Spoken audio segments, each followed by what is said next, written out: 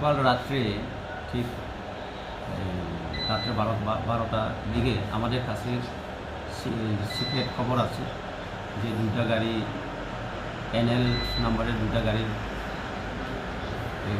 করিমপাড়া petrol পাম্পে রাখা আছে। তো ওই গাড়িতে নাকি হিউজ কোয়ান্টিটি অফ ফেন্সিডিল টাকা মজুদ আছে। সেই ইনফরমেশন ভিত্তিতে আমরা দুটা গাড়ি আমাদের থানাতে আনি। থানাতে আনার পরে আজকে সকাল 8টা থেকে প্রপারলি চেকিং করা হয়। চেকিং করার পরে সেরকম কোনো অবৈধ সামগ্রী রিকভার করা হয়। মানে চালক এবং গাড়ির কোথাকার সেটা চালক দুজনই হলো ত্রিপুরা, একজনের বাড়ি লোয়াম ভাষা, আরেকজনের বাড়ি আগে। গাড়ির মালিকের বাড়ি কোথায়? গাড়ি মালিকের বাড়ি এই সুরাইবাড়ি। এখন পেপার গাড়িগুলো ছেড়ে দেবে?